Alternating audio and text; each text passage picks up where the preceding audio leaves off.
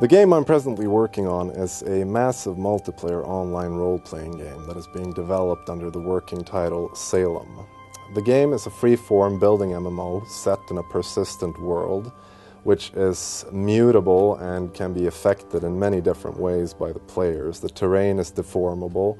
There will be plenty of woodlands that players can cut down, and there will be plenty of buildings that players can erect in this open and free world of theirs.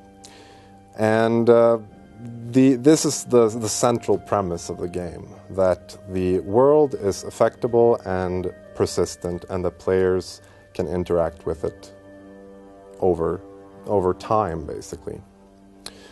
Other important features of the game include permanent death, meaning that when your character in the game, because you will, it's a role-playing game, you'll have a character, and when he dies, he stays dead. And this is unlike many other MMOs where you reincarnate in one form or another, but in this game, if you die, you'll stay dead. The game is heavily inspired by the Anglo-American kind of Gothic tradition, and if we are to name specific inspirations, then obviously a name like H.P. Lovecraft cannot go without mention. And other names in the same kind of vein would be probably Edgar Allan Poe and Herman Melville.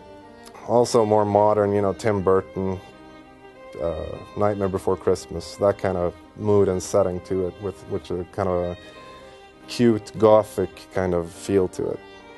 Players will be taking the role, since the game is obviously set in colonial New England, it's the New World, players will be taking the role of intrepid colonists, basically. The character creation room where you start the game to create your first character will be like a seedy dock somewhere in the old world, London.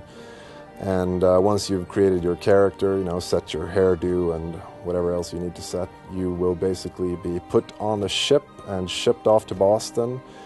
And when arriving in the New World, you will basically be left to yourself. After that, the game is basically going to leave you, and you're a colonist, there's a frontier, go explore.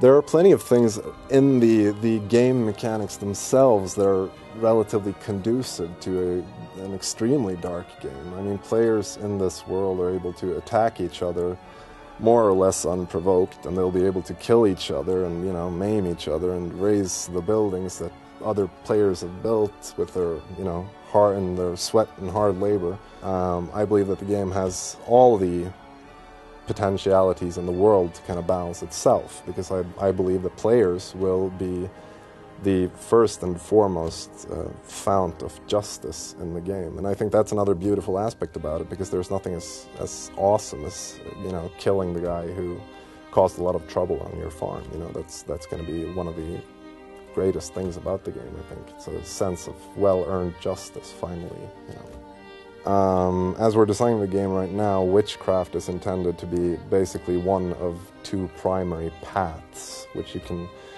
take when you are studying magic. So there's definitely going to be both magic and witches in the game, definitely.